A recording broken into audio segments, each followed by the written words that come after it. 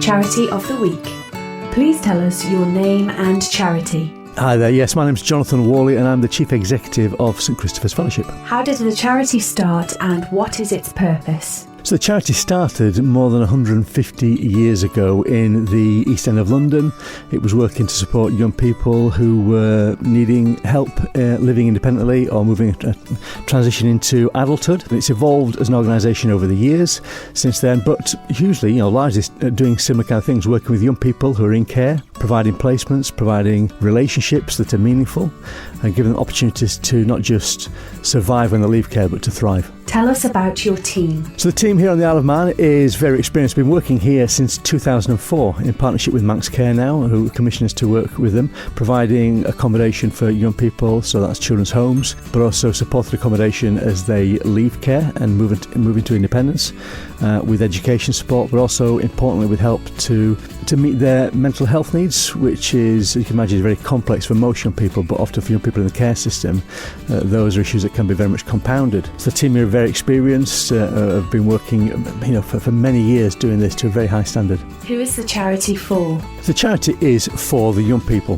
that we work with, so that's primarily it. We focus on that. Our aim is to give young people brighter futures. We're taking them quite often from difficult situations and we'd like to give them opportunities to have positive experience of childhood, happy childhood memories, and so that is our aim, is to give them those experiences, to develop relationships that will endure. So we're here not just for the time when they're in our care, but we have relationships that go on much beyond that. I was speaking to a member of staff recently who's been working for St Christopher's for 30 years, and I said to her, what is it that makes you get out of bed in the morning? Why do you still keep going after 30 years? And she was saying it's all about those relationships.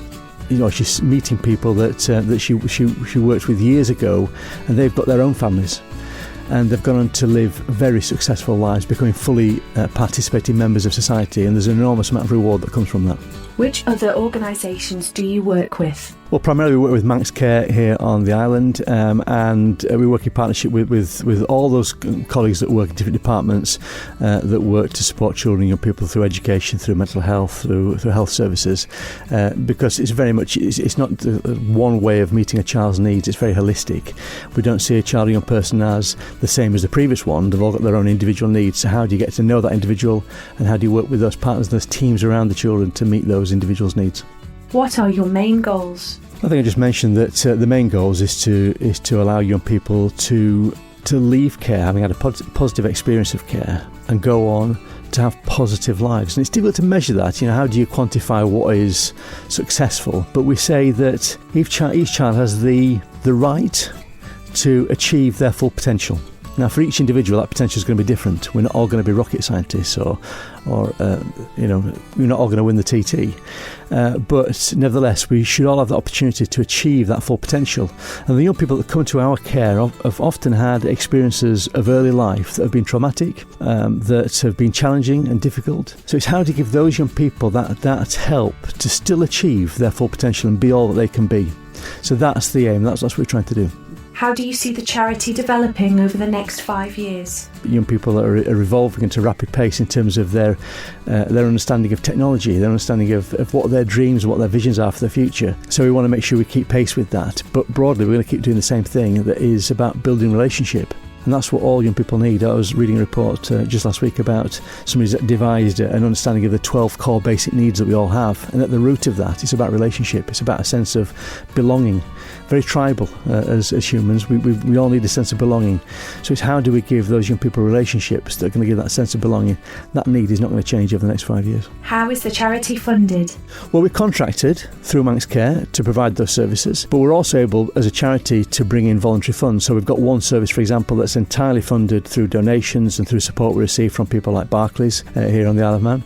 And that enables us to work, I think we're working with something like 50 young people now, to give them opportunities to have not just a job when they leave care, but a career. And it's really difficult for young people who might have been either excluded or on the brink of exclusion or disengagement from education. They might find it difficult to engage with large groups. They might have found it a struggle because, as I've said, about mental health challenges, to work in larger groups or to work in a workplace. So it's unrealistic to expect that they'll leave care, leave home at a very early age, and then suddenly be able to adjust all those issues, tackle all those problems and work successfully in employment. So we work not just with the young people to prepare them for employment, we work with them to understand what the workplace is going to be like. But importantly, we work with the employers. So the charity seeks out employers. We engage them to help them understand how young people who have had those experiences are likely to react and behave. We support them in those employment situations to give them extra help, to understand that they might need a little bit more tolerance at times, they might need a bit more patience and understanding. But actually, we're seeing huge benefits of that and fantastic results. And young people, I think we've got 45, 50 young people at the moment that are currently in employment, whereas many people might have written them off and said, what chance have they got? But actually, we're seeing beyond that. We like to see there's an inner diamond in all our young people, and it's our job to polish that and help them to see it as well. How can people support you? The greatest way people can support us is by coming to work for us. We're looking for people for a couple of roles, really. People who have got a passion and a desire to make a difference. It's not about starting a career, it's starting to make a difference. So if you've got that passion and that desire, then look out for our adverts, and you'll see that we're recruiting at the moment. And we'd like to see people coming from all backgrounds. You don't need to be a social care expert to come and do this job. What we're looking for people who've got a willingness to learn, a willingness to be challenged. When I was qualified as a social worker, it's many, many years ago now, I remember being told that be prepared that it will change me as an individual. And it did. It changed my perspective of the world. So if you come to work for St Christopher's, if you bring a passion and you want to make a difference, then come and we'll help you to do that, but also to change you and to change your perspective. We're also looking for trustees, and trustees are people who have the ultimate responsibility for steering the strategic objectives, the targets, the direction of the organisation, and making sure that we, and myself as Chief Executive and the other people that work for the charity, are fulfilling those objectives, and we're not just wandering off and doing whatever we want, but actually we're doing the good work that we set out to do. So if you're interested in becoming a trustee or to work for the organisation, then you can contact us on our website. Where can people find out more? Yeah, so a Google search, find stchris.org.uk, find St Christopher's Isle of Man, and you'll find lots of information about us, the work we do here on the island, but also in the UK as well, the diversity of our services, the great people that work for us. You'll see all about them. And importantly, you'll see the statistics which demonstrate we don't just stockpile young people in care, but actually we're doing some fantastic work.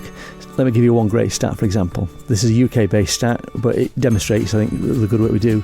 Young people leaving care across UK, they would achieve about 13% of the required standard of qualifications, compared to their peers who are not in care, who receive around 58% of the expected grades. So there's a huge gap between those that are in care and those that are not. At St Christopher's, here on the island and the UK, we're achieving 53%.